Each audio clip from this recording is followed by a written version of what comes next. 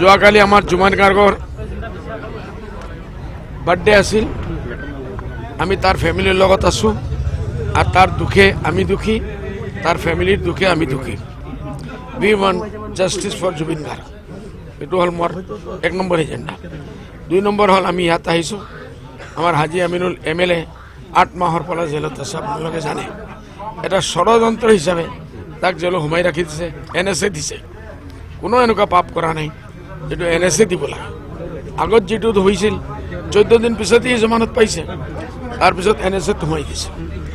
Political motivation এইটোৰ ভিতৰত intention আছে, আমি খোলাখুলি দেখি আছোঁ পলিটিকেলি চাৰ্জ কৰাৰ কাৰণে। মানে আমি আপোনালোকে ভয় নকৰিব, আমি ইয়াৰ পৰা সুপ্ৰিম কোৰ্টলৈকে যাম। আজি আহিছোঁ দেখিছোঁ, আৰু প্ৰয়োজন হ'লে আমি সুপ্ৰিম কোৰ্টলৈকে যাম। আৰু তথাপিও যদি গভৰ্ণমেণ্টে নেৰে, কংগ্ৰেছে বিচাৰি আছে এই মানুহজন জেলত থাকক। কংগ্ৰেছী বিধায়ক যে তাত লৰিব, সি ইণ্টাৰেষ্টেড। শুনিছোঁ সি লাখ লাখ কোটি টকা খৰচ কৰি আছে এই মানুহ জেলত। সি নাজানে যে এইবাৰ আপোনালোকে এৰ আগে হাৰিয়ানা, এৰ আগে মহাৰাষ্ট্ৰৰ ইলেকশ্যনত যিমান কেণ্ডিডেটসকলে জেলৰ পৰা থাকি যে ইলেকশ্যন লৰিছে চব জিকিছে 100%। আমাৰো আশা আছে যদিও এনেকুৱা হয়, আমি যদি বাধ্য হওঁ, আল্টিমেটলি আমি জেলত ৰাখি হাজী MLA তাৰ চিটত লৰিব। আৰু যে MLA ফাইনেন্স কৰি আছে তাক জেলত ৰখাৰ কাৰণে সি এইবাৰ শেষ হৈ যাব। না না, আমি নাই, আমি কি কৈছিলোঁ বোলে আমি দাৱত দিছোঁ আৰ কাৰণে। এতিয়ালৈকে 2 তাৰিখৰ পিছত আমাৰ ডেলিগেশ্যন যাব। তেখেত কৈছে বদৰুৰ ভাই 2 তাৰিখকে বাদ ভেজিয়ে, আমাৰ ডেলিগেশ্যন গৈ আছে। এতিয়ালৈকে আমিতো কোনো, যদি তেখেত অসমত আহে, মই কৈছোঁ মোৰ ৰেকৰ্ড আছে যে আমি ৱেলকাম কৰিম, আদৰণি জনাম। আমি আৰু বেছি কোৱা নাই। এইটো কংগ্ৰেছে ভয় খাই ঘুম নিদ্ৰা হাৰাম হৈ গৈছে, কংগ্ৰেছৰ টোপনি হাৰাম হৈ গৈছে। মোৰ নম্বৰ দিছে 108, মই কৈছোঁ ৰকিবুল ভাই 108, কি নাম গৌৰৱ গগৈ 108, বাকী চব সিসকল 108। আৰু বিজেপিৰ এজেণ্ট অখিল গগৈ, কাৰণ কংগ্ৰেছৰ ভিতৰত যিমান মানুহ আছে, অখিল গগৈ কংগ্ৰেছৰ মানুহ নেকি? বিজেপিৰ এজেণ্ট, বুজি পাইছে নেকি? সেইটোৰ কাৰণে আমাৰ নাম দিছে 108। আমি আপোনালোকৰ সম্ভৱত দি গ'লোঁ বোলে ইলেকশ্যনলৈকে আমি এইটো ইছ্যু বনাই চালাম বোলে ৰকিবুল হুছেইন চাহাব 108, বিজেপিৰ 108, আর গৌরব গগৈও বিজেপির 108। স্ট্রেটেজি লাহে লাহে কম, স্ট্রেটেজি ইমান জলদি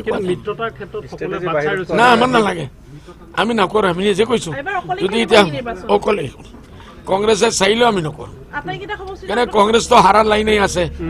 বিহাৰৰ ৰিজাল্টৰ পিছত চোক নকৰিব, এইসকলে খাপ দেখি আছে।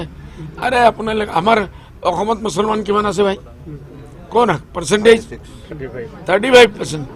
পুৰা 100% যদি আমি নেখেলোগে ইলেকশ্যন, আমি যদি নুঠোই 100% পাৰিলে চৰকাৰ বনাব পাৰিব নেকি?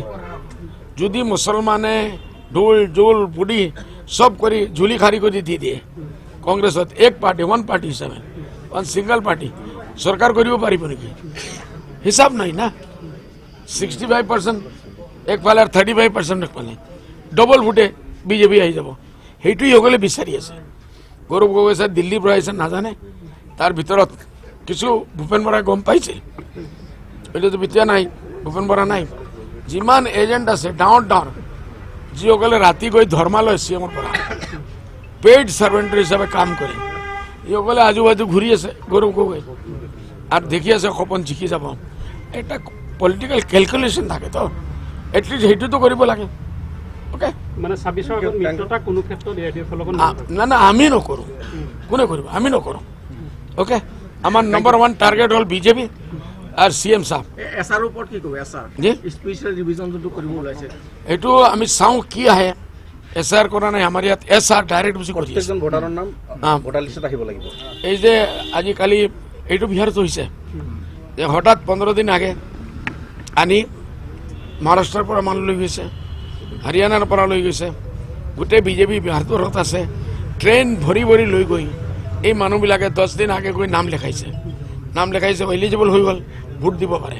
ভাই এইটোতো 100% খেলি মেলি না, একদম বদমাছি।